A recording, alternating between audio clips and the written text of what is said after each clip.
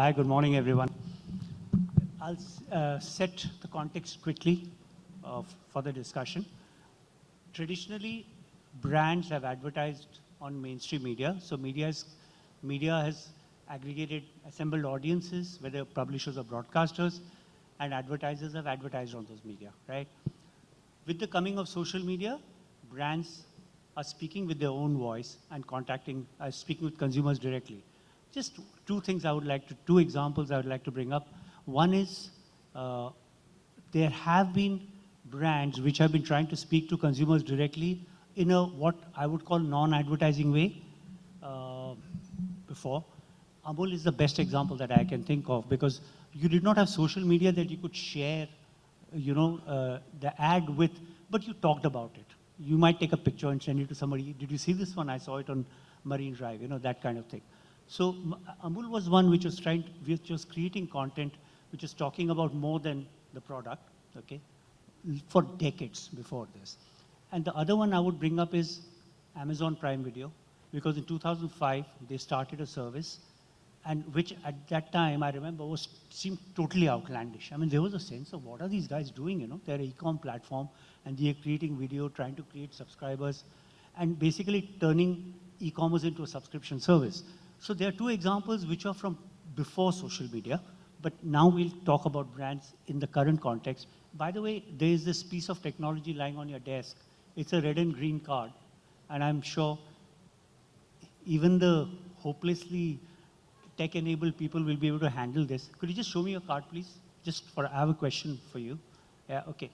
So I'm going to ask you a question. So this panel is about brands are creating content and speaking with consumers directly.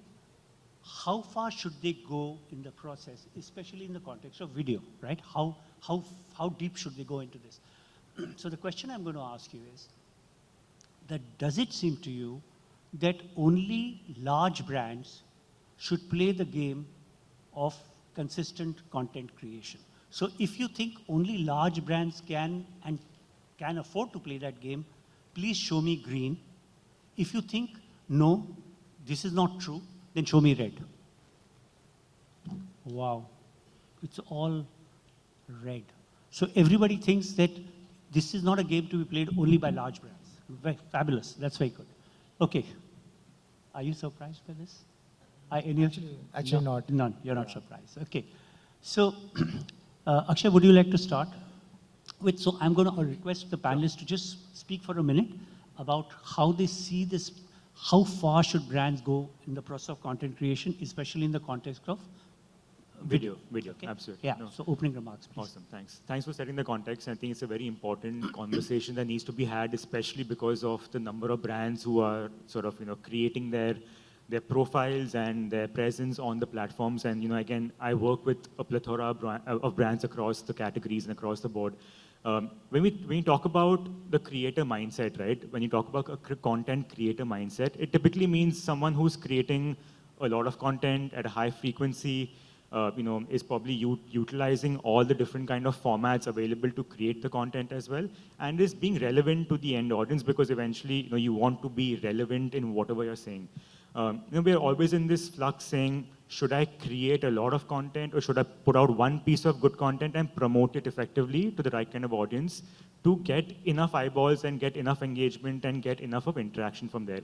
Typically when we approach a brand and try to consult them saying, should you be seen or should you approach content as a content creator? A couple of things to keep in mind, right? What is the current positioning of the brand in its own life cycle, right? Is it a category leader, for example? Like Namo, they don't need to necessarily advertise all their products and talk about the USPs. They can take up topical content marketing and sort of create moment marketing around that. Same goes with a brand like Fevicol that we work with. We don't necessarily talk about why Fevicol is important. We can just pick up on moments that are relevant to that brand and create content to be top of mind. So one is, where is the brand in the life cycle? Second is, what's the tonality the brand actually has, right? Like, are you seen to be an expert potentially? Are you seen to be someone who has the potential to create content that is more maybe youth oriented? And that comes to a third point, which is saying that, am I actually talking to maybe a Gen Z audience? Am I talking to maybe like a millennial potentially? Because even the kind of platforms we sort of pick for them, the kind of content we create are eventually meant to be shown to the end audience. So typically, if I look at these things, that where are you in your brand life cycle? What's the kind of audience you're talking to? And finally, what's your tonality? Is what we keep in mind while trying to arrive at whether we should be making that much content or not, ideally. Okay, great. Thanks. Anuj? So one of the things that I absolutely believe is if a brand chooses to become a publisher or a content creator, I think they should ask these, and I'm just, for the sake of simplicity, I've boiled it down to 5 C's. So these 5 questions, right? Starting with content, do they have the capability in-house or very closely in the form of an agency partner? Or, so if you look at the likes of Sugar, Zomato, Swiggy, they've either hired fantastic or they've built this capability in-house. That has made their content stand out. So one is content creation capability. Second is consistency. Can you do this day in, day out with the spirit of a content creator, like Akshay said? Number 3 is, can you collaborate? Are you open to collaborating with other influencers, even other brands? If you see a lot of the trends, Zomato is amazing at creating these billboard trends, if you remember, which Blinkit and Zomato did, which is awesome. So can you collaborate, invite other partners? Number 4 is, is there a vision to build community in the future? Because why are you doing this? If there's no insight that can bring people together, then what is the reason to spend so much top dollar over half a decade maybe? And final is the path to commerce. Now that is something that is not attributable. We don't know if there is a true path, but we cannot deny the fact that a majority of the brands in the future will be built content first. And that is what we'll speak about more, but that's my insight. Yeah, now, in Richa's case, she leads the Natural Diamonds Council, but she's also with L'Oreal for many years. So she's got different perspective, more on the luxury side now, I would think, for the last many years. So you'd have a different way. So I totally agree with what both of you are saying, but one added thing I would say is, as a marketeer, that one does not replace the other. So if you are telling me that depending on the brand, of course, that could L'Oreal have done away with Aishwarya and just done content with 100 people? I don't think so. I still think you needed that iconic moment, Deepika poised on the Cannes red carpet, and it makes you dream. So depending on the category, depending on the brand, there is the smaller pieces or the continuous pieces of content do not necessarily replace the one grandiose ad film. Can we survive only with the big ad film? No, we can't. The times have changed to where you could have used the Aishwarya film for 2 years and still sold your product day in and day out. Now you're looking for smaller key moments. It's the combination of, like, the both of them said, it's a combination of your life stage, the category you're in, how much you're percolated. I work in diamonds now. I don't want my brand to be known by 3 million people or 100 million people. I need only the top guys to know it, and I hope that it percolates down. So I want to be seen. We are at a stage where we are not talking red carpet, but the pre-red carpet or post-red carpet moment. A brand who's at a luxury, the category will say, hey, I want to catch them entering the Oscar Awards or SAGs yesterday. And we are going to be the ones who say, post-SAG, did they have an after party? Because you've reached that level where I know that on the Oscar red carpet, they have been dressed by a stylist. They have been dressed by a brand. So it's not relatable. So the minute you go extremely evolved consumer, the consumer wants a peak. Doesn't mean I'm not going to see the red carpet, but the influence to me will be a post-red carpet moment or a party that Natasha Poonawalla is throwing for Edward Enninful. It's a absolutely niche segment that you come to. So doesn't mean I don't want to see my BMW or my Audi being driven in a very glorious setting, shot beautifully, technology being shot, but I want to see what a person is stepping out of. Is it a McLaren that you're stepping out of? What is the rich stepping out of? Actually, one of the points I'd certainly want to return to is this thing about traditional advertising versus content and what role they ought to play. Of course. But Shekhar? Yeah. Actually content comes in very different forms. and the range is quite wide. And thanks to my vantage point, I'm seeing in my agency Red Bull running something like a Red Bull TV, which is absolutely a content out studio, to Netflix creating shoulder contents on the content they are producing, to a L'Oreal literally driving beauty as a category using content and working with so many influencers. They post out somewhere close to around 4,000, 5,000 odd content every month. So, or for that matter, pick up the youth brands which are there in Mondelez's portfolio, like when 5-Star does Do Nothing or a crypto coin when they launch, that's also content. That's also content. It's a way of telling your story. It's a way of telling a story beyond those 30 seconds. Bulk of them have not stopped doing the 30 seconders. They're doing that. But somewhere the realization most marketers are going through, it's while the 30 seconders or the TVCs work, or the video asset that you make for your brand work, it is also one of the most laziest way of building a brand in today's time. And I'm being very provocative in saying that it's the laziest way simply because over the years, and I'm bringing in a bit of a maths into this, is that over the years, we are seeing the ROI from standard advertising, top funnel advertising coming down. And somewhere this is where content is stepping in and actually helping you getting a better buck out of the spends that you're doing. And again, the degree is different, depends on what you're trying to achieve. But finally, it boils down that I have X amount of money and how I build my brand, and therefore how the ROI maths comes down to. Yeah. Well, that was certainly provocative. You know, one of the things, now I'm leaving it open, anybody could answer, is that do brands have, generally, it's a general question, do brands that you deal with generally have a clear sense of why they want to play the content game? Or is it something, yaar karna hai, sab karte hain? It's like that. I mean, do they have a clear sense, like in advertising? By the way, that's one more question I would like to ask, and Sam had brought it up earlier on. His point was that,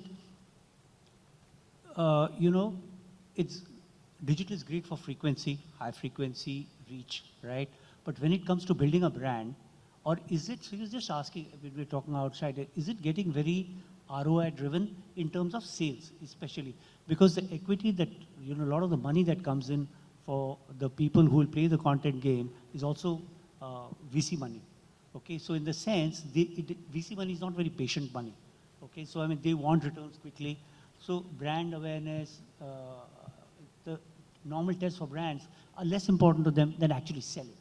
So I'm putting it out to you that do brands have a clear sense of why they play the content game? I think the simple answer is no. I don't think they know exactly why they want to invest their money in creating the content, which is why, you know, again, as agencies, we've got to be that consultant to them and tell them why they should do what they should do. We have a simple thumb rule, right? If you're spending 100 rupees to create a piece of content, spend at least 500 rupees to promote that content. Because honestly, you know, the platforms we're deploying this content on today, we know the reach is dead, right? Organic reach is dead. The algorithms don't work in your favor, unless of course something really virals out, you know, organically, and that's a 1 in maybe 5,000, 1 in 1 million chance of that happening. And again, that comes down to the question about the ROI, right? Because if I'm making something worth ₹100, but spending 500 rupees on also promoting that content, the question saying that, okay, fine, what's the ROI on the 600 rupees I'm spending to actually create and promote that content, which is where we've got to consult with the brand, say, okay, fine, if you have a finite amount of resources available, what's the best way to deploy that content, the money? So you're saying spend 100 on creating it, 500 on promoting it. I mean, as a 1 to 5 kind of a thing, yeah. Would It you could be agree 1 with to that? 10 in some cases also, yeah. I'm going to add a caveat to that. It's not necessary. I'm a really small brand. I'm category building. The big guys, the Malabars, the Tanishs of the world come and advertise. So we are looking at creating content which is not a direct transaction. I'm looking for a long-term sort of perspective to it. So I don't have VC money, but when we go out and spend, if we see that there is no traction after 200, we stop. Yeah.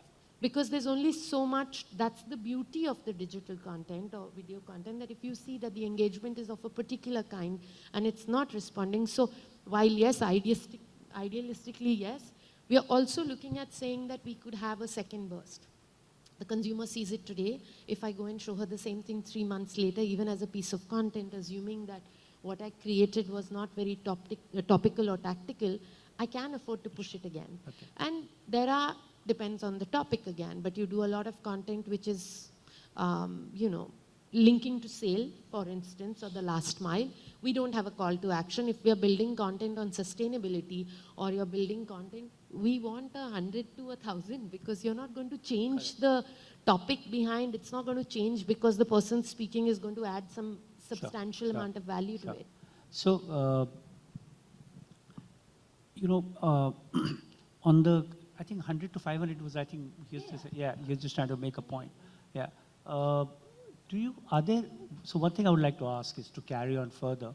Okay, one thing I would like to qualify is that this is, it's video next, so we are really talking about video content more than any. So when brands became content creators, it started with text, right? I mean, so that's where the short history was. Is there are there particular points to be aware of when you use video? Is the cost significantly higher? Are the rules for video somehow different in some ways from text or audio?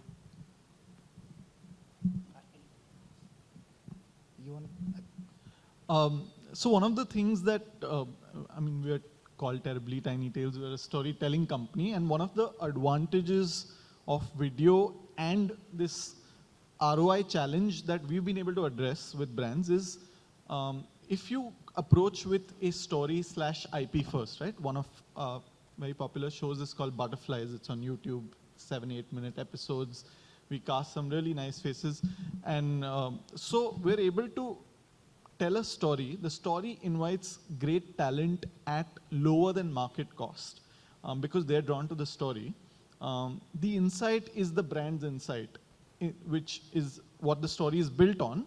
And so every episode is really the brand moment, but told in a film-like, in a very watchable manner. So we get tons and tons of organic engagement.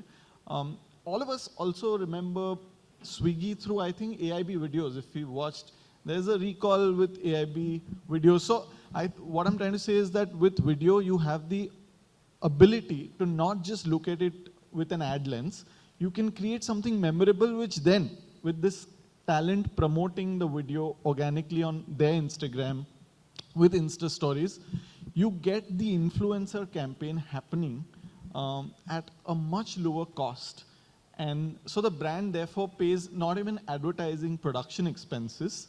They get a built-in influencer campaign, and the brand is at the heart of this storytelling. So there are many ways to look at video. One of the advantages is you can really peg it around an IP and kind of let the brand. Let me actually complicate this a bit. Yeah. See, everybody will agree that video is the best way to tell story. It's absolutely given. Brands have been doing it for years, and now in future also they will do it. When you go to the cost structures, the complication is that most of the videos or most of the stories that brand will tell in future will be more personalized. So you will bring in a lot more personalization when you're telling a story, because the fragmentation that is happening in digital, you cannot now play with broad stroke. People have their own Could you give an interest. example of personalization? Yeah, so personalization means in a particular context, in a particular relevance, which is in your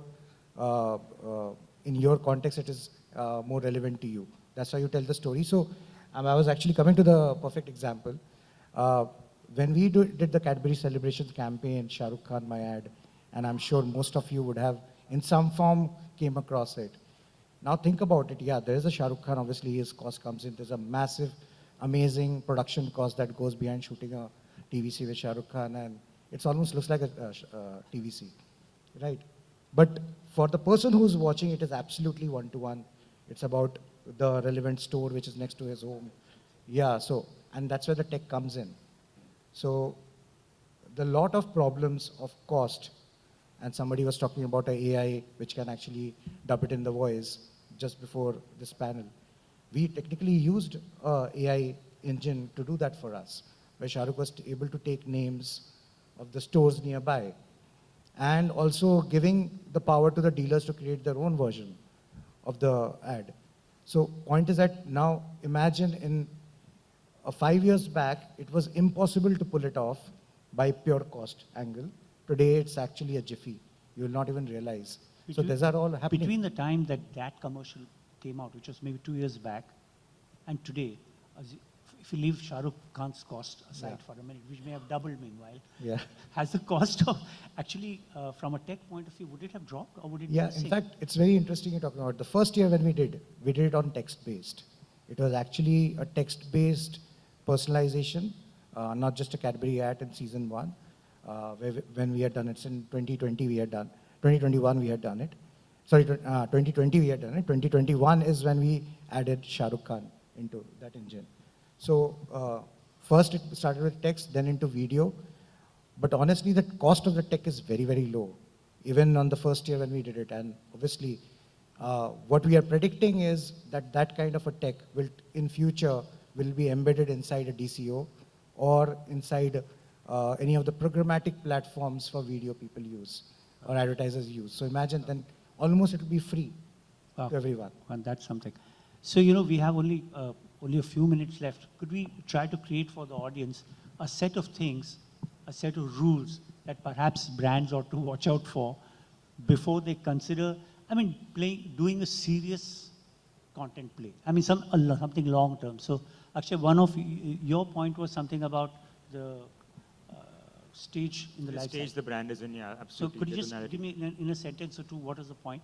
Yeah, so I mean, it's simple, right? Like we took like an Amol or like a Fevicol example, right? Correct. Like they, in a way, are probably category leaders. They've created the category. They don't need to actually go out and sell the product on a daily basis. It's more about saying, how do I be relevant to the end audience who I'm talking to? I want to make the brand look younger. I'm talking to maybe a Gen Z as Fevicol. I'm not going to sell him a box of Fevicol because he knows what the glue Correct. does. I'm just being relevant to him by picking up on moment marketing and creating the content for that Okay, relevance. correct. Yeah. Second, this issue of brand awareness versus brand sales. Where should they, listen, I know these are generalizations, okay? So the same thing does not apply to everybody, but what is the question brands ought to ask themselves when it comes to awareness versus sales? And the use of content. I'm going to pick something and sorry, slight deviation. For me, Please. there's two kinds of content. One is a short-term content and content with the intent of long-term. So Okay. when they did, it's my favorite example, the Cadbury celebration. It's a very now, and I hope they measured ROI against it and sale against it. But in the Correct. same breath, you're looking at, building something which is a category building thing, which just goes on forever. So you want an association with the brand. So as long as you're going into it, as long as you are clear, that will also dictate whether it's 1:5 for your spends on it or Correct, 1:20 correct, sure. and the period of it. Sure. So content planning to be your short-term and a long-term planning in your. Okay. Can I add to this actually? Please. Yeah, the We're reason looking why... at rules for brands. Huh? Yeah, and for the rules of it, first of all, to remember is that short term means sales, long terms mean equity in a very simple way. If I have to just simple. split it. Super. It Yeah. just split it like that. Point is that you will be measured on the quarterly result. That's a reality of life. Everybody is in this, including content creators for business.